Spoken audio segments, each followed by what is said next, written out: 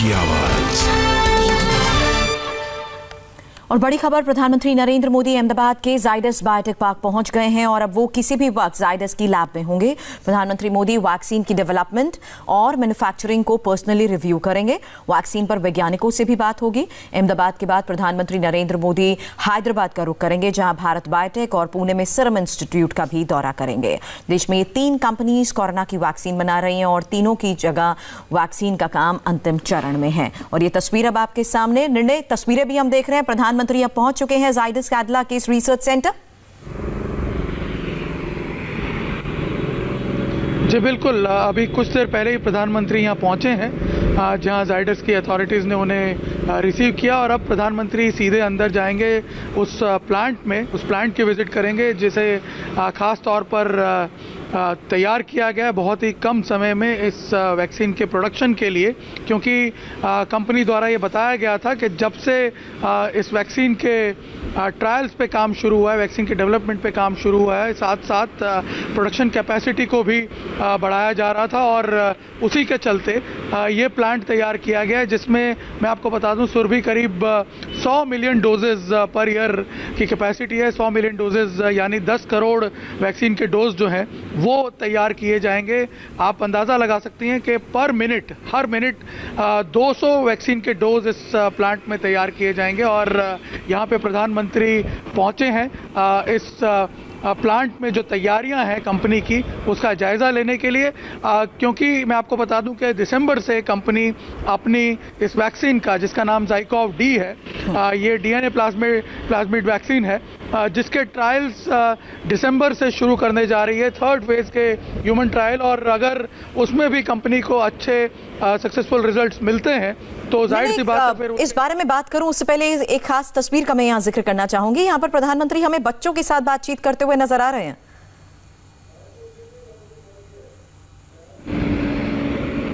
जी बिल्कुल, यहाँ पे जो कंपनी के एम्प्लॉयज़ हैं, जाहिर सी बात है उनके कुछ बच्चे यहाँ पे मौजूद होंगे जिनसे प्रधानमंत्री बात कर रहे हैं, क्योंकि कई बार यहाँ पे लोग जो है वो रिसर्च के लिए देखने भी आते हैं। कई स्कूल के बच्चे जो हैं वो विज़िट करते हैं प्लांट्स में, तो हो सकता है उनको यहाँ पे ख़ास तौर पे बुलाया गया हो।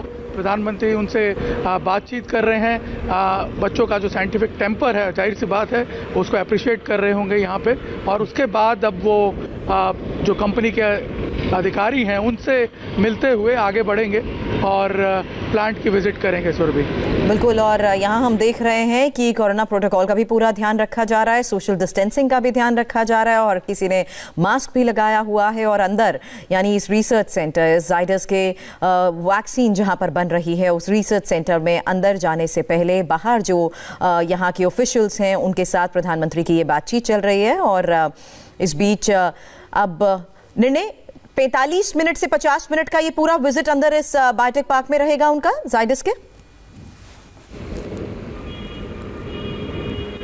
जी बिल्कुल, जो समय दिया गया है उस हिसाब से करीब 1 घंटा प्रधानमंत्री यहाँ इस प्लांट में बिताएंगे और जो जानकारी हमें दी गई है उस हिसाब से वो पहले प्लांट को विजिट करेंगे। एक सेक्शन में उन्हें ले जाया जाएगा, एक पूरा ओवरव्यू दिया जाएगा, एक पूरा वॉक थ्रू उन्हें दिया जाएगा कि ये प्लांट किस तरह से काम करेगा और किस तरह से जो आवश्यकताएं हैं देश के लोगों की, विश्व भर के लोगों की, उनको ये पूरा करेगा। और जब से प्लांट जो वैक्सीन है उसके ट्रायल शुरू होंगे 3rd स्टेज के, साइमल्टेनियसली बताया जा रहा है कि कंपनी की तरफ से प्रोडक्शन भी शुरू कर दिया जाएगा। और आज क्योंकि वो उसी थ्रेशोल्ड पे प्रधानमंत्री यहाँ पहुँच रहे हैं और बाकायदा देखेंगे और समझने की कोशिश करेंगे कि आखिर पूरा प्रोसेस क्या है, और अपने सुझावों के साथ ज़रूर यहाँ पे प्रधानमंत्री आए होंगे, क्योंकि पिछले लगातार 9 महीनों से वो सिचुएशन को मॉनिटर कर रहे हैं। जब से भारत में वैक्सीन डेवलप करने के प्रयास हुए हैं, इंडिजीनियस वैक्सीन डेवलप करने के जो प्रयास शुरू हुए हैं देश की कंपनीज द्वारा, उनको वो मॉनिटर कर रहे हैं। और साथ ही भारत जैसे इस विशाल जनसंख्या वाले देश में वैक्सीन को कैसे डिस्ट्रीब्यूट किया जाएगा, उसके प्लान पे भी वो काम कर रहे हैं। एक्सपर्ट ग्रुप के साथ लगातार चीज़ों को मॉनिटर कर रहे हैं, तो उनके पास भी बहुत सारे फीडबैक होंगे जो कंपनी के रिसर्चर्स और अधिकारियों के साथ शेयर किए जाएंगे। जानने की कोशिश की जाएगी कि उनके अब तक के जो एक्सपीरियंसेस रहे हैं उससे क्या क्या लर्निंग्स उनकी हुई हैं, किस तरह के टेकअवेज हैं उनके पास जो लेकर के वो आगे थर्ड फेज की ट्रायल में बढ़ेंगे। और उसके बाद कंपनी को अगर अप्रूवल मिल जाता है तो कंपनी का रोल आउट प्लान क्या है, कैसे इस वैक्सीन को कंपनी द्वारा पहुंचाया जाएगा बाज़ार में।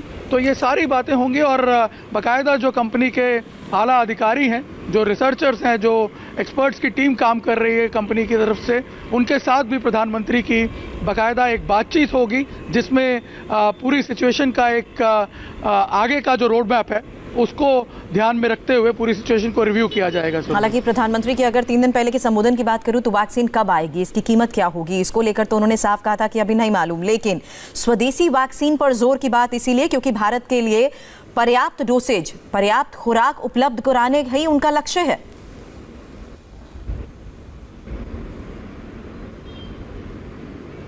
निर्णय जी बिल्कुल। इनफैक्ट मैं आपको बता दूं सुरभि के जी सुरभि, मैं आपकी आवाज़ सुन पा रहा हूं। मैं आपको बता दूं कि ये एक बहुत बड़ा मिशन है जिसको भारत जैसे देश में, जिसमें कि बहुत ही विशाल जनसंख्या है, इसको पूरा कर पाना अपने आप में एक चैलेंजिंग टास्क है। लेकिन आप देख सकते हैं कि नहीं, यहाँ आपको रोकना चाहूंगी। अंदर की ये तस्वीरें भी आ रही हैं जहां पर अब प्रधानमंत्री अंदर विजिट कर चुके हैं और साथ ही यहाँ पर वो एक कॉन्फ्रेंस रूम में बैठे हुए हैं जहां पर एक्सपर्ट्स की टीम के साथ वो मौजूद हैं इस वक्त।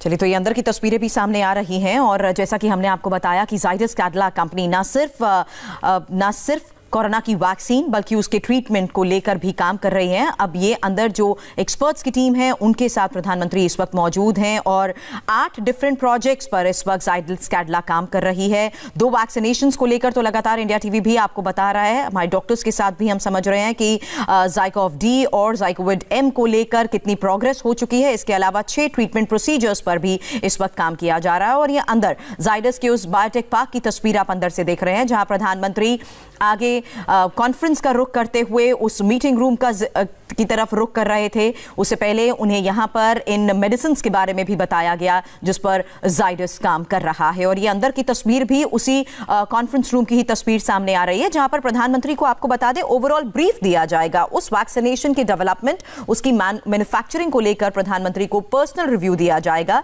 और वैज्ञानिकों की टीम के साथ ये बातचीत भी होगी कि आखिर जाइडस जिस वैक्सीनेशन को लेकर काम कर रही है उसके अभी तक के ट्रायल्स का क्या नतीजा रहा, क्योंकि 6 ट्रायल्स होते हैं और उन 6 स्टेजेस को ही पार करके एक दवा बाजार में आ सकती है। और जिस स्टेज पर इस वक्त जाइडस काम कर रही है उसी स्टेज के बारे में, अभी तक की प्रोग्रेस के बारे में, जाइडस की वैक्सीनेशन को लेकर उसकी इफेक्टिवनेस के बारे में क्या नतीजे निकल कर आए हैं, इस बारे में प्रधानमंत्री को ओवरऑल व्यू दिया जाएगा। और वैक्सीन की तैयारियों को क्या अंदर लैब में ले जाकर भी प्रधानमंत्री को दिखाया जाएगा, वो तस्वीर फिलहाल आनी बाकी है। लेकिन ये हम उस अंदर रिसर्च सेंटर की तस्वीर देख रहे हैं जहां पर प्रधानमंत्री इस वक्त पहुंच चुके हैं।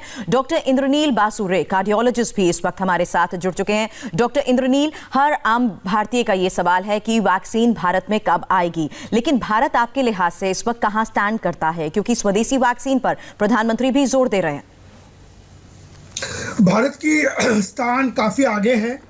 ऐसा भी उम्मीद हो चुका है कि हो सकता है एस्ट्राजेनेका से पहले भारत में वैक्सीन निकल आए, क्योंकि आप जानते हैं करीब अलग अलग 10 वैक्सीन इंडिया में ट्रायल हो रहा है। उसमें 3-4 वैक्सीन सबसे आगे है। उसमें जो 3-4 वैक्सीन जो सबसे आगे है उसमें एक वैक्सीन है जो काफ़ी एडवांस्ड है, उसको नाम है कोविशील्ड। वो कोविशील्ड जो वैक्सीन है ICMR और भारत बायोटेक मिला के बनाया है, वो उसकी फेज 3 क्लिनिकल ट्रायल्स अभी शुरू हुआ है। तो वो एक वैक्सीन है। एक है जो नोवैक्स अमेरिकन कंपनी है, उसकी जो इंडियन काउंटर पार्ट है वो कोवैक्स करके एक वैक्सीन बनाने जा रहा है। तो इसी कारण कई वैक्सीन है। जाइडस का जो वैक्सीन है वो भले स्टेज 2 ट्रायल में हो, उम्मीद है कि अगले 2-3 महीने के अंदर स्टेज 3 ट्रायल में आ जाएगा। तो अभी कुछ लोग की ऐसी उम्मीद है कि जो कोवैक्सीन है वो भारत बायोटेक भी बना रहा है। ये 3 अल्टीमेट कैंडिडेट है जो हो सकता है इस साल के अंदर ही या maximum first third of next year vaccine निकल आए भारत में, जो एक बार एक्सेप्टेड हो जाएगा तो वो मास प्रोडक्शन में चला जाएगा। जी, डॉक्टर इंद्रनील, डॉक्टर हर्ष भी इस वक्त हमारे साथ हैं, जेनेटिक साइंटिस्ट हैं। डॉक्टर हर्ष, निर्णय इस बीच कुछ कह रहे हैं, मैं आपके पास आऊं उससे पहले मैं एक निर्णय से अपडेट लेती हूँ। जी निर्णय। नहीं, मैं डॉक्टर बासु से एक बात जानना चाह रहा था कि जो वैक्सीन डेवलप की जा रही हैं इंडिया में, उसमें अगर हम जाइडस की इस वैक्सीन के बारे में बात करें, जो ज़ाइकोवेट डी है, ये डीएनए प्लाज्मिड वैक्सीन है। डॉक्टर बासु, क्या आप थोड़ा सा एक्सप्लेन कर पाएंगे ये किस तरह से डिफरेंट है दूसरी जो वैक्सीन से? बताया जा रहा है काफ़ी इफेक्टिव रहेगी ये वैक्सीन। जी करेक्ट। सो देखिए, मूल 3 किस्म की वैक्सीन होता है। मूल एक वैक्सीन होता है जो पूरा वायरस जैसा कोविड वायरस है, दिखने में कोविड वायरस जैसा है लेकिन वो खतरनाक नहीं है, और उसके बाहर का जो शील्ड है, जो चमड़ा जिसको कह सकते हैं या स्किन कह सकता है, उसकी प्रोटीन कोविड जैसा है। तो वो वायरस जब बॉडी में एंटर करता है वो कोविड जैसा बीमारी तो नहीं बना सकता है, लेकिन कोविड जब बॉडी में घुसता है, बॉडी जो रिएक्शन बनाते हैं, मतलब एंटीबॉडीज बनाते हैं, उसको बना सकता है और वो एंटीबॉडी प्रोटेक्शन देता है। ठीक है, तो जो एस्ट्राजेनेका वाला ऐसी वैक्सीन है जहाँ पे एक आर्टिफिशियल वायरस लिया गया है, लेकिन उसका जो चमड़ा है, उसका चमड़ा कोविड-19 वायरस से मिलता है, उसकी प्रोटीन। ये नंबर 1 हुआ। नंबर 2 है एमआरएनए वायरसेस, मतलब कोविड वायरस जो है उसकी जो मेन मटेरियल एक एमआरएनए है, वो एमआरएनए सेल में घुसता है और मोर एंड मोर वायरस बनाता है। तो ऐसे एक आर्टिफिशियल एमआरएनए वाले वायरस है जैसे मॉडर्ना, जो जिसकी 95% सक्सेस रेट है। तो वो क्या करेगा, वो कोविड जैसा बिहेव करेगा, सेल के अंदर घुसेगा, लेकिन सेल के अंदर घुसने के बाद और कोविड नहीं बनाएगा, लेकिन अपने आप एंटीबॉडी तैयार करेगा या प्रोटीन मॉलिक्यूल तैयार करेगा जो कोविड को मारेगा या कोविड का इन्फेक्टिविटी कम कर देगा। ये दूसरी टाइप का वैक्सीन है जैसा मॉडर्ना, उसकी 95% सक्सेस है। और तीसरी कंप्लीटली नया टाइप का जो वैक्सीन है वो है जो प्लाज्मिड वैक्सीन। प्लाज्मिड क्या है? बॉडी में जैसे मान लीजिए एक छोटा सा अंडा से एक पंछी बनता है या एक सांप बनता है, तो उस अंडे के अंदर सेक्सुअल मटेरियल रहता है, तो सेक्सुअल मटेरियल को हम लोग जीन्स कहते हैं। तो ये मोस्टली जो वायरस है जैसे HIV, कोविड-19, इसमें जेनेटिक मटेरियल mRNA रहते हैं, इसीलिए ये दोनों वैक्सीन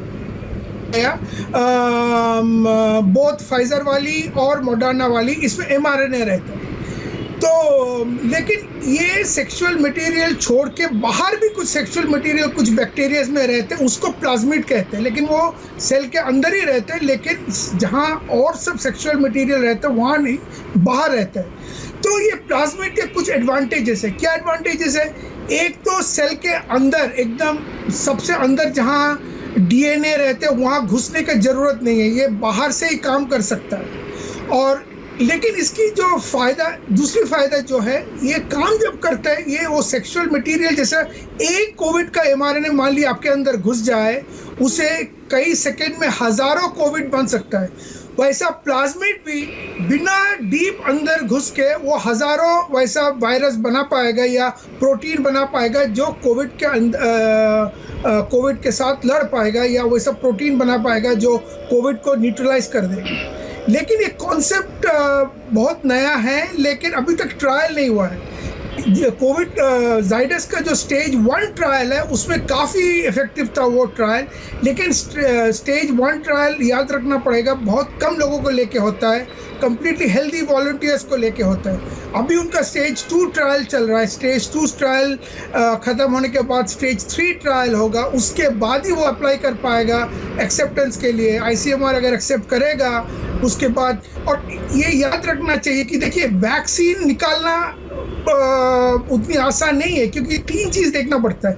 एक तो वैक्सीन इफेक्टिव होना चाहिए और जल्दी इफेक्टिव होना चाहिए। अगर आपको 1 महीना लग जाएगा वैक्सीन इफेक्टिव होने में तो बेकार है। जैसे कोविशील्ड है, इंडियन वैक्सीन है, उसने दिखाया कि 14 दिन के अंदर वो इफेक्टिव हो जाता है, बॉडी में एंटीबॉडी बन जाता है विदिन 14 डेज।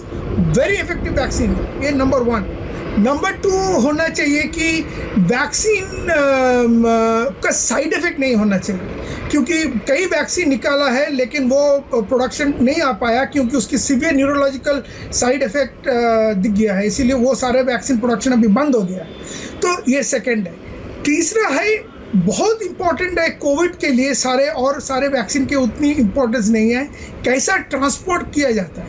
आप सोचिए 130 करोड़ आबादी है, कोई ग्राम 1000-2000 मील दूर ग्राम है जहां आपको घंटों बस में जाना पड़ता है, उसके बाद बैलगाड़ी या पैदल जाना पड़ता है, गर्मी में 40-50 डिग्री टेम्परेचर होता है। तो वैक्सीन ऐसा बनाना चाहिए कि अगर वैक्सीन को सिर्फ एसी या हर बहुत लो टेम्परेचर में ले जाना पड़े तो इंडिया में ऐसी जगह जाना मुश्किल हो जाता है। जैसा फाइजर वाला वैक्सीन, उसको आपको नेगेटिव टेम्परेचर में ले जाना पड़ेगा, सारे इंडिया में ले जाना मुश्किल है। यही वजह है डॉक्टर इंद्रनील, यही वजह है कि स्वदेशी वैक्सीन पर भी ज्यादा जोर दिया जा रहा है। डॉक्टर सेठ, मेरा आपसे यही सवाल है, इफेक्टिवनेस, साइड इफेक्ट और जिस हिसाब से अवेलेबिलिटी सबसे इंपॉर्टेंट फैक्टर है, स्वदेशी वैक्सीन पर भी प्रधानमंत्री का इसीलिए जोर है। ज़ाइकोविड डी को लेकर आपको लगता है कहां स्टैंड करते हैं? ज़ाइडस इस लिहाज से कितना सक्सेसफुल हो चुका है? देखिए, ज़ाइकोविड के लिए जैसे डॉक्टर इंद्रनील ने बताया कि उन्होंने फेज 1 और फेज 2 क्लिनिकल ट्रायल कंप्लीट किया है। फेज 2 बस अभी कंप्लीट करने ही वाले हैं और फेज 3 ये दिसंबर से शुरू करने वाले हैं। इसका मतलब ये कि इन्होंने अपना सेफ्टी और अपना डोजेज कंफर्म कर दिया है कि ये वैक्सीन सेफ है। डोजेज भी जो दे रहे हैं कितनी बार देना है और कितना इफेक्टिव हो सकता है वो डोज में, वो डेटा उनके पास है। अब वो हजारों की संख्या में लोगों में ये ट्रायल करेंगे फेज 3 के अंदर और चेक करेंगे कि ये इफेक्टिवनेस हजारों लोगों की संख्या में हो सकता है या नहीं। साथ ही साथ क्योंकि ये डीएनए वैक्सीन है और डीएनए काफी स्टेबल होता है, इवन रूम टेम्परेचर पे भी, जैसे हम देखते हैं कई बार हम बहुत प्राचीन हड्डियों में से भी डीएनए निकाल सकते हैं, तो आप सोच सकते हैं कि डीएनए वैक्सीन कितना स्टेबल होगा ओवरऑल ट्रांसपोर्ट करना। सो ये अभी मान्यता है कि डीएनए वैक्सीन काफी स्टेबल होगा रूम टेम्परेचर पे और इफेक्टिव भी हो सकता है। लेकिन फेज 3 ट्रायल के बाद हमें अच्छी तरीके से पता चल जाएगा कि ये वैक्सीन कितना इजी है ट्रांसपोर्ट करना, कितना इफेक्टिव है इंडिया में इसका यूज होना। जी निर्णय। डॉक्टर हर्ष और डॉक्टर इंद्रनील दोनों से मेरा सवाल है कि एक बड़ा इशू जो है जो इस वक्त हम डील कर रहे हैं वो ये है कि वायरस में लगातार म्यूटेशन जो देखे जा रहे हैं, तो क्या ये जो वैक्सीन है डीएनए प्लाज्मिड वैक्सीन, इसके बारे में कहा जा रहा है कि ये म्यूटेशन के साथ भी म्यूटेशन को भी डील कर सकता है? कितना अब तक के जो इसके बारे में मालूमात हासिल हुई है, कितना इफेक्टिव हो सकता है उस सिचुएशन में ये? देखिए, जैसे कोई भी वैक्सीन होता है जैसे आप एस्ट्राजेनेका का वैक्सीन लें तो उन्होंने उसके अंदर ये देखा है कि जो भी वो रिसेप्टर बाइंडिंग प्रोटीन है या तो जो प्रोटीन बनाता है कोविड, उन्होंने उसके अंदर कोई म्यूटेशन रखा नहीं। अब अगर कोविड जो नेचुरल वायरस है उसके अंदर म्यूटेशन आता है तो फिर एस्ट्राजेनेका को वो हिसाब से मॉडिफाई करना पड़ता है वैक्सीन, और उसमें काफ़ी समय लगता है। कंपैरेटिवली डीएनए का वैक्सीन है, उसके अंदर 1 या 2 अक्षर बदलने पड़ते हैं और तुरंत ही आप उसे चेक कर सकते हैं कि कितना इजी है, कितना इफेक्टिव है। सो ओवरऑल अगर डीएनए वैक्सीन की बात करते हैं तो उसे डेवलप करना बहुत इजी है कंपेयर टू जो ट्रेडिशनल अप्रोचेस हैं। लेकिन क्या क्या तकनीकें इसके पीछे होंगी, कितना फास्ट हो सकता है वो अभी हमें नहीं मालूम, क्योंकि अभी ये फेज 2 या फेज 3 में। जी चलिए, डॉक्टर इंद्रनील आपसे भी इस बारे में जवाब लेंगे, लेकिन उससे पहले एक छोटे से ब्रेक के लिए हमें यहाँ पर रुकना है। निर्णय, इस बारे में भी अपडेट की इस वक्त प्रधानमंत्री को क्या रिव्यू, क्या ब्रीफ किया जा रहा है, इस बारे में भी जानेंगे, लेकिन उससे पहले छोटे से ब्रेक के लिए हमें यहाँ पर रुकना है।